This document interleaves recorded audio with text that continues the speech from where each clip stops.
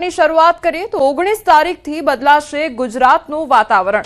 2 દિવસ વાતાવરણ અને તાપમાન યથાવત રહેશે તો સાયક્લોનિક સર્ક્યુલેશન સક્રિય થતા બદલાવ જોવા મળશે। 19 થી 21 એપ્રિલના વરસાદની આગાહી કરવામાં આવી છે તો 19મીએ ભાવનગર અમરેલીમાં માવઠાની શક્યતા સેવાઈ રહી છે। મહીસાગર, દાહોદ, છોટાઉદેપુરમાં વરસાદની શક્યતા વ્યક્ત કરવામાં આવી છે તો 20 એપ્રિલે ભાવનગર અમરેલીમાં માવઠાની શક્યતા સેવાઈ રહી છે। તાપી, ડાંગમાં પણ વરસાદની આગાહી કરવામાં આવી છે। 21 એપ્રિલે ભાવનગર અમરેલીમાં માવઠાની આગાહી કરવામાં આવી છે। ભરૂચ, સુરતમાં વરસાદને લઈને આગાહી કરવામાં આવી છે। South east Pakistan adjoining Rajasthan पे 0.9 kilometre above mean sea level एक साइक्लोनिक सर्कुलेशन है और साथ में एक ट्रफ है जो नॉर्थ वेस्ट राजस्थान से साउथ वेस्ट एमपी तक गया हुआ है ईस्ट राजस्थान से होते हुए। लेकिन इन प्रणालियों का कोई विशेष प्रभाव गुजरात के ऊपर नहीं है और आज हम उम्मीद करते हैं कि मौसम शुष्क रहेगा। डे 1, डे 2 यानी कि 17, 18। जो डे 3 से डे 5 है यानी कि 19, 20 और 21 अप्रैल को छिटपुट स्थानों पर सौराष्ट्र कच्छ में और गुजरात रीजन में हल्की से मध्यम बारिश हो सकती है। હવામાન નિષ્ણાંત અંબાલાલ પટેલની મોટી આગાહી કરવામાં આવી છે। તારીખ 19 થી 21માં વરસાદ થવાની શક્યતા વ્યક્ત કરવામાં આવી છે તો પ્રી મોન્સૂન એક્ટિવિટી થશે અને ગરમીમાંથી રાહત પ્રાપ્ત થશે। પવનની ગતિ 40 થી 50ની રહેવાની શક્યતા સેવાઈ રહી છે તો મહત્તમ તાપમાન 40 ડિગ્રી રહી શકે છે। હમણાં તારીખ 19 ને 21માં વરસાદ થવાની શક્યતા છે। પ્રી મોન્સૂન એક્ટિવ થશે અને આ પ્રી મોન્સૂન એક્ટિવિટીના કારણે રાજ્યના કેટલાક ભાગમાં ગરમીમાંથી રાહત મળવાની શક્યતા રહેશે। ખાસ કરીને આ પ્રી મોન્સૂન એક્ટિવિટી માં પવનની ગતિ વધારે છે। કોઈ ભાગમાં પવનની ગતિ 40 કિલોમીટર તો કોઈ ભાગમાં 50 કિલોમીટર રહેવાની શક્યતા રહેશે। ખાસ કરીને વિદર્ભના નીચેના ભાગોમાં પવનની ગતિ વધારે રહેવાની શક્યતા રહેશે અને લગભગ મહત્તમ ઉષ્ણતામાન કોઈ ભાગમાં 40 ડિગ્રી સેલ્સિયસ તો કોઈ ભાગમાં 8 ડિગ્રી સેલ્સિયસ થઈ જવાની શક્યતા રહેશે। તો દક્ષિણ સૌરાષ્ટ્ર, દક્ષિણ ગુજરાત, મધ્ય તેમજ ઉત્તર ગુજરાતમાં પ્રી મોન્સૂન એક્ટિવિટીનો વરસાદ થઈ શકે છે। વાદળછાયું પણ આવવાની શક્યતા રહેશે તે પ્રકારની આગાહી કરવામાં આવી છે। કેટલાક દક્ષિણ સૌરાષ્ટ્રના ભાગો, બોટાદના ભાગો અને લગભગ મહીસાગરના ભાગો, ભરૂચના ભાગો, દક્ષિણ ગુજરાતના કેટલાક ભાગો અને ત્યારબાદ ઉત્તર ગુજરાતના ભાગોમાં પ્રી મોન્સૂન એક્ટિવિટીનો વરસાદ થવાની શક્યતા રહેશે। ખાસ કરીને સૌરાષ્ટ્રના, દક્ષિણ સૌરાષ્ટ્રના કેટલાક ભાગોમાં વાદળવાયુ પણ આવવાની શક્યતા રહેશે। સાબરકાંઠા, અરવલ્લી, બનાસકાંઠાના ભાગોમાં પ્રી મોન્સૂન એક્ટિવિટીનો વરસાદ થઈ શકે છે। મહેસાણા, સમી, પાટણના હવામાનમાં પણ વાતાવરણ પલટાઈ શકે। અમદાવાદ, ગાંધીનગરના ભાગોમાં પણ પ્રી મોન્સૂન એક્ટિવિટીનો વરસાદ પડી શકે છે તો ગાજવીજ અને કરા સાથે વરસાદ વરસી શકે છે। ખાસ કરીને ઉત્તર ગુજરાતના ભાગોમાં પણ સાબરકાંઠાના ભાગો, અરવલ્લીના ભાગોમાં પણ પ્રી મોન્સૂન એક્ટિવિટીનો વરસાદ થવાની શક્યતા રહેશે। થરાદ, બનાસકાંઠાના ભાગોમાં પણ પ્રી મોન્સૂન એક્ટિવિટીનો વરસાદ થવાની શક્યતા રહેશે। મહેસાણાના ભાગોમાં, પાટણ, સમી, હારીજના ભાગોમાં પણ હવામાનમાં પલટો હોવાની શક્યતા રહેશે અને ક્યાંક છાંટાછૂટી થવાની શક્યતા રહેશે। જો કે પ્રી મોન્સૂન એક્ટિવિટીનો વરસાદ બધે થવાની શક્યતા રહેશે નહીં। આ ઉપરાંત પૂર્વ ગુજરાતના ભાગોમાં પણ પ્રી મોન્સૂન એક્ટિવિટીનો વરસાદ થવાની શક્યતા રહેશે।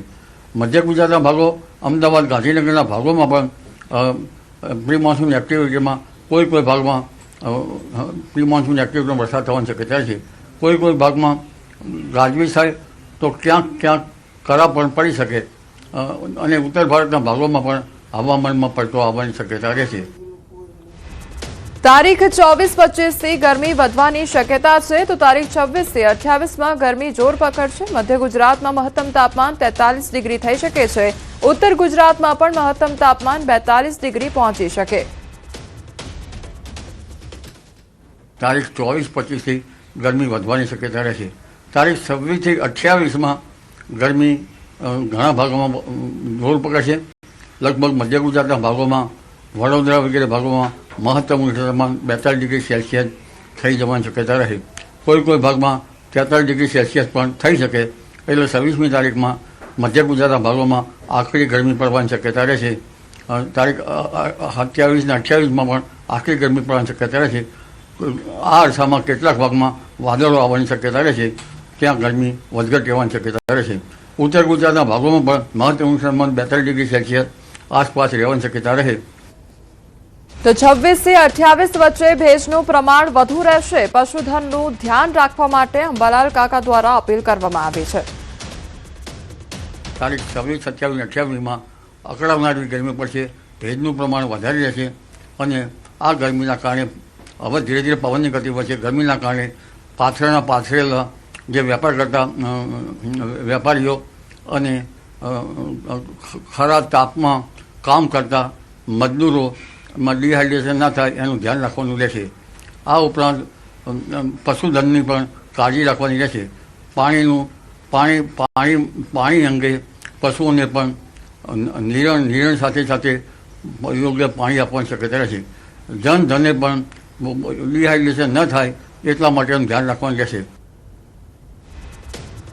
રાજ્યમાં 7 શહેરોનું તાપમાન 39 ડિગ્રીને પાર પહોંચ્યું છે. 41.9 ડિગ્રી તાપમાન સાથે રાજકોટ સૌથી ગરમ શહેર, તો અમદાવાદમાં 40.4 ડિગ્રી તાપમાન નોંધાયું છે.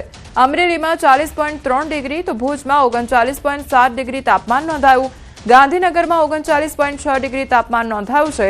વડોદરામાં 39.4 ડિગ્રી, તો ડીસામાં 36.2 ડિગ્રી તાપમાન નોંધાયું છે.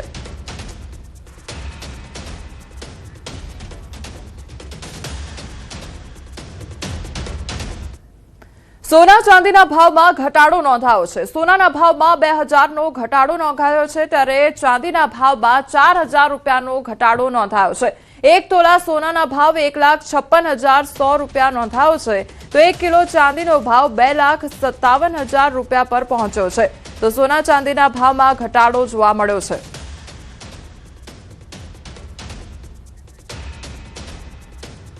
રાજકોટમાં સરદાર ભવન ખાતે ભાજપના કોર્પોરેટરોએ નરેશભાઈ પટેલ સાથે બેઠક કરી અને પાટીદાર અગ્રણી અને ખોડલધામના ચેરમેન નરેશભાઈ પટેલ સાથે બેઠક કરવામાં આવી છે.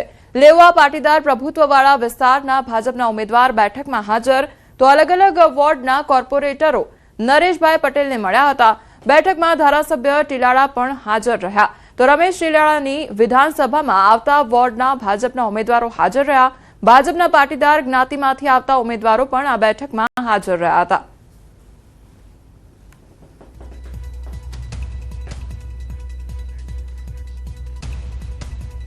રાજકોટમાં ટિકિટ ન મળતા લોહાણા સમાજ નારાજ જોવા મળી રહ્યો છે. આવતીકાલે લોહાણા સમાજનું સંમેલન યોજાવાનું છે. લોહાણા સમાજની પત્રિકા વાયરલ થઈ રહી છે. લોહાણા સમાજ સાથે ભાજપે અન્યાય કર્યાનો ઉલ્લેખ કરવામાં આવ્યો છે, તો આવતીકાલે મળનારી બેઠકમાં નિર્ણય પણ લેવામાં આવશે.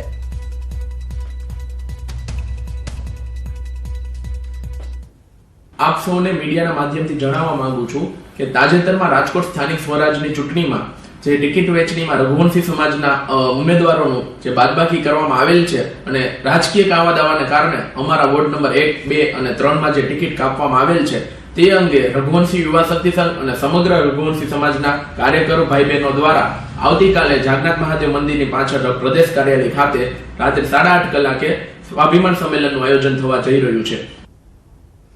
ભાજપના ઉમેદવારનું નિધન થયું છે. વિજયનગર તાલુકા પંચાયતના ઉમેદવારનું નિધન થયું છે. ચિતરિયા બેઠકના ભાજપના ઉમેદવાર કે જેઓનું નિધન થયું છે, તાલુકા પંચાયતના ભાજપના ઉમેદવાર તરીકે ચૂંટણી લડી રહ્યા હતા. ભાજપ ઉમેદવાર લીનાબેન લક્ષ્મણભાઈ નીનામાનું અવસાન થયું છે, તો ભારતીય જનતા પાર્ટીના વિસ્તારમાં મજબૂત મહિલા આગેવાન તેઓ હતા. બુધવાર સાંજે અચાનક ગંભીર બીમારીને લઈને તબિયત લથડી હતી. તબિયત લથડતા ભિલોડાની હોસ્પિટલ ખાતે ખસેડવામાં આવ્યા હતા, જ્યાં તેમનું સારવાર દરમિયાન મોત નીપજ્યું હતું. તાલુકા પંચાયતની ચિતરિયા બેઠકની ચૂંટણી મોકૂફ રહેવાની હવે સંભાવના સેવાઈ રહી છે. બનાસકાંઠામાં શરૂ થયું છે પડકાર પોલિટિક્સ અને બનાસકાંઠાના ધાનેરા ભાજપના આગેવાન અને ધાનેરા વિધાનસભાના પૂર્વ ઉમેદવાર ભગવાનદાસ પટેલનો એક વિડીયો સોશિયલ મીડિયા પર વાયરલ થઈ રહ્યો છે. આ વિડીયોમાં તેઓ મતદારોને સંબોધતા સ્પષ્ટ શબ્દોમાં ચેતવણી આપતા જોવા મળી રહ્યા છે. તેઓ કહી રહ્યા છે કે 150 કરોડના ખર્ચે ધાનેરા તાલુકાના 87 તળાવો ભરવા માટે પાઇપલાઇનો આવી ગઈ છે. જો વારે ઘડીએ ભૂલ કરશો તો અમારા પગ તમારા કામ કરવા માટે ગાંધીનગર નહીં ઉપડે, આ તમને સ્પષ્ટ કહું છું. હજુ ભૂંગળા પડ્યા છે, પાણીમાં નથી નાખ્યા. તો આ તરફ કોંગ્રેસે આ નિવેદનને વખોડ્યું છે. અને વારે ઘડી ભૂલ કરીને તો તમારા કામ કરવા અમારા પગ ગાંધીનગર નહીં ઉપડે. આ તમને સ્પષ્ટ કહું. હજી ભૂગળો પડ્યા પોણીમાં નહીં નોખ્યા. વિચાર કરજો. જો તમારું ભવિષ્ય, તમારી આવનારી પેઢીનું ભવિષ્ય જોતા હો, સુખાકારી તાલુકામાં જોતા હો, તો ભારતીય જનતા પાર્ટી સિવાય કોઈનો વિચાર નહીં કરવાનો. અરે સરકારે કામ કરવા પડે, સરકારે પ્રજાની માંગણી સંતોષવી પડે. એમાં તમે કોઈ ઉપકાર નથી કરતા. તમે પ્રજા ઉપર કોઈ ઉપકાર નથી કરતા. પ્રજાના ટેક્સના પૈસે ભૂંગળા નંખાવાના છે. ભારતીય જનતા પાર્ટીના કમળના નિશાન વાળાઓના ખિસ્સામાંથી આ પૈસા નથી નંખાવાના. માટે પ્રજાએ આવા જુઠ્ઠાણું ચલાવતા, આવા ધમકી આપતા લોકોથી ચેતી જવાની જરૂર છે. અરવલ્લીમાં ફરી એકવાર જોવા મળી છે સીએમની સાદગી. નાની દીકરીને સીએમએ ઈચ્છા કરી પૂર્ણ, ત્યારે દીકરીએ સીએમના સન્માનની ઈચ્છા વ્યક્ત કરી. મુખ્યમંત્રીએ બાળકીને મંચ પર બોલાવી અને બાળકીએ સીએમને સરસ્વતી પુસ્તક આપી તેઓનું સન્માન કર્યું હતું. તો સીએમ દ્વારા જે બાળકીની ઈચ્છા હતી તે પૂર્ણ કરવામાં આવી છે અને બાળકીએ સીએમને સરસ્વતી પુસ્તક આપ્યું હતું અને ત્યારબાદ તેમનું સન્માન કરવામાં આવ્યું હતું. તો ફરી એકવાર સીએમની સાદગી જોવા મળી છે. નાની દીકરીની જે ઈચ્છા હતી તે સીએમ દ્વારા પૂર્ણ કરવામાં આવી છે. મંચ પર આ દીકરીને બોલાવવામાં આવી હતી અને ત્યારબાદ સીએમનું સ્વાગત કરવામાં આવ્યું હતું અને આ સાથે તેમને પુસ્તક પણ આપવામાં આવ્યું હતું. સ્થાનિક સ્વરાજની ચૂંટણીમાં ભાજપની જીત અંગે અનિલ પટેલે કહ્યું કે ચૂંટણીમાં કુલ 724 બેઠકો પર બિનહરીફ ચૂંટાયા છે. પ્રજાનું સમર્થન ભાજપને છે અને ભાજપને મળ્યું છે તે પ્રકારની વાત કરવામાં આવી. એ પ્રમાણે કુલ 724 સીટો પર ભારતીય જનતા પાર્ટીના ઉમેદવાર બિનહરીફ ચૂંટાયા છે કે કોંગ્રેસ કુલ 10,005 સીટો પર બી પોતાના કેન્ડિડેટ ઊભા રાખી શકી નથી. ગુજરાતમાં પ્રજાનું સમર્થન ભાજપા સાથે છે, કમળને છે. એટલા જ માટે કોંગ્રેસ હોય કે અન્ય લોકો એ પોતાના પૂરતા ઉમેદવાર ઊભા રાખી શક્યા નથી. તો ભાજપ દ્વારા પૂરજોશમાં તૈયારીઓ હાથ ધરવામાં આવી છે. જે સ્થાનિક સ્વરાજની ચૂંટણીની તૈયારીઓ ચાલી રહી છે ત્યારે જે સમર્થન પ્રજાનું મળી રહ્યું છે તે વિશે વાત કરવામાં આવી રહી છે. સુરતના ઉધના વોર્ડ નંબર 28માં ચૂંટણી પ્રચાર માટે પહોંચેલા ઉમેદવારોનો સ્થાનિક રહેવાસીઓએ વિરોધ કર્યો હતો. સ્થાનિકોએ આક્ષેપ લગાવ્યો છે કે વિસ્તારમાં રસ્તાઓ પર પાણી ભરાવાની સમસ્યા હોવા છતાં કોઈ કામગીરી કરવામાં આવી નથી. અનેક વખત ફરિયાદો કરવા છતાં પણ તંત્ર દ્વારા કોઈ પગલાં લેવામાં આવ્યા નથી. તે દરમિયાન ભાજપના કાર્યકર્તાઓ અને સ્થાનિક લોકો વચ્ચે તીખી બોલાચાલી પણ થઈ હતી અને તણાવભર્યું વાતાવરણ સર્જાયું હતું.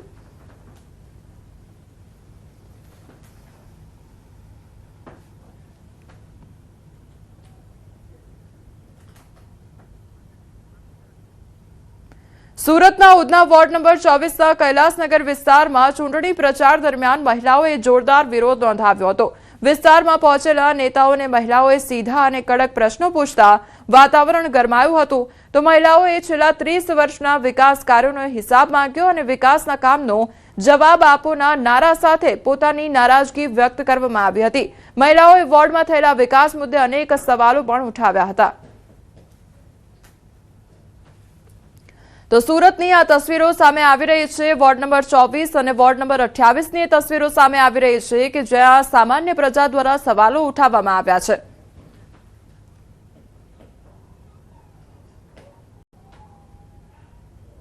વલસાડમાં કસ્ટમ વિભાગની દરિયામાં મોટી કાર્યવાહી હાથ ધરવામાં આવી છે. દરિયામાં દારૂની હેરાફેરી કરતા 8 લોકોની ધરપકડ કરવામાં આવી છે. 555 દારૂના બોક્સ સાથે 8 વ્યક્તિઓની ધરપકડ કરવામાં આવી છે. તો 16 માર્ચથી કસ્ટમની સ્પીડ બોટથી ચાલતું હતું સર્ચ ઓપરેશન. તપાસ દરમિયાન એક શંકાસ્પદ બોટ મળી આવી હતી. તો ઇન્ટરસેપ્ટ કરવામાં આવેલ કસ્ટમ દ્વારા પકડી વલસાડ પોલીસને સોંપવામાં આવેલ છે. દારૂની અંદાજિત કિંમત 55 લાખ થાય છે. તો આ અંગેની તપાસ હાથ ધરવામાં આવી અને હજુ વધુ તપાસ હાથ ધરવામાં આવશે. સંવાદદાતા નવીન અમારી સાથે જોડાઈ ગયા છે. નવીન, આ મોટી કાર્યવાહી હાથ ધરવામાં આવી છે. દારૂનો જથ્થો જપ્ત કરવામાં આવ્યો છે. શું અપડેટ? કોમલ, જે રીતે અત્યારે ઇલેક્શનનો માહોલ છે અને જેને લઈને રોડ પર પોલીસનો બંદોબસ્ત અને પોલીસ જે રીતે દારૂ પકડી રહી છે, ત્યારે બુટ લેવાનો નવો કિમિયો અપનાવ્યો છે, જેમાં વલસાડ લોકો દરિયા મારફતે દમણથી દરિયા મારફતે વલસાડમાં દારૂ ઘુસાડવાની જે ટેકનિક લાવ્યા હતા, જેમાં એ લોકો બોટ મારફતે કરીબન 555 બોક્સ જે છે દારૂનું તે લઈને વલસાડ આવી રહ્યા હતા. એ પ્રકારે જે વલસાડની જે કસ્ટમ ડિપાર્ટમેન્ટની ટીમ છે તે એક બોટને ઇન્ટરસેપ્ટ કરે છે, જેમાં શંકાસ્પદ લાગતા તપાસ 555 બોક્સ દારૂની, જે આશરે કિંમત 55 લાખ કહી શકાય દારૂની, તે કબજે કરે છે અને 8 જેવા વ્યક્તિઓની ધરપકડ પણ કરે છે અને તે લોકોને વલસાડની પાંચ પોલીસને સોંપીને આગળની કાર્યવાહી કરે છે. જો કે આ પ્રકારે જે દરિયા મારફતે દારૂની હેરાફેરી જે કરવામાં શરૂઆત છે. નવીન, સમગ્ર માહિતી બદલ આપનો આભાર. નારી શક્તિ વંદન અધિનિયમને સમર્થન આપવા પ્રધાનમંત્રી મોદીએ તમામ સંસદ સભ્યોને અપીલ કરી છે. ટ્વીટ કરીને લખ્યું કે હાલમાં નારી શક્તિ વંદન અધિનિયમમાં સુધારો કરવા માટે સંસદમાં ચર્ચા ચાલી રહી છે. ગઈકાલે રાત્રે 1 વાગ્યા સુધી પણ ચર્ચા ચાલુ રહી. આઝાદીના આટલા દાયકાઓ પછી પણ નિર્ણય લેવાની પ્રક્રિયામાં ભારતીય મહિલાઓનું આટલું ઓછું પ્રતિનિધિત્વ હોવું યોગ્ય નથી. થોડા જ સમયમાં લોકસભામાં મતદાન થશે. દેશની નારી શક્તિ વતી હું તમામ રાજકીય પક્ષોને વિનંતી કરું છું, અપીલ કરું છું કે કૃપા કરીને એવું કંઈ ન કરો જેનાથી નારી શક્તિની લાગણીઓને ઠેસ પહોંચે. મહેરબાની કરીને નારી શક્તિ વંદન અધિનિયમમાં સુધારાને સમર્થન આપો, તેવું ટ્વીટ કરવામાં આવ્યું છે.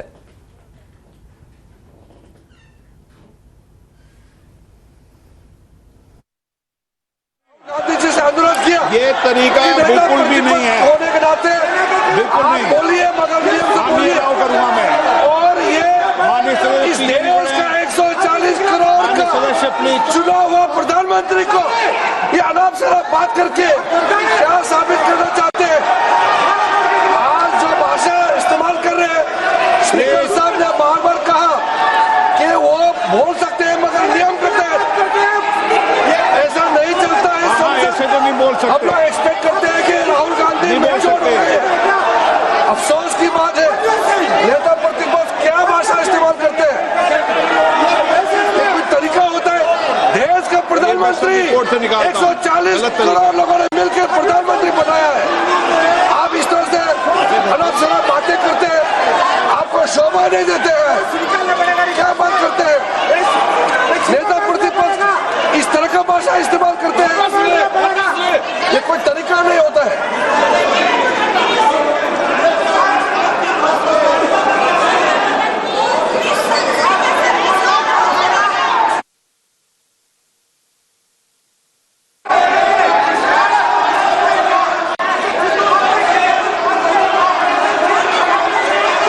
मैं इस तरह कहना चाहता हूँ, सर, रक्षा मंत्री जी को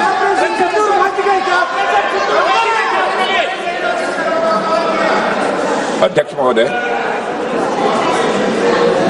इस देश के प्रधानमंत्री के संबंध में जिस प्रकार के शब्दों का प्रयोग नेता प्रतिपक्ष के द्वारा किया जा रहा है, मैं समझता हूं यह बेहद दुर्भाग्यपूर्ण है और इसकी जितनी भी निंदा की जाए वह कम है। इस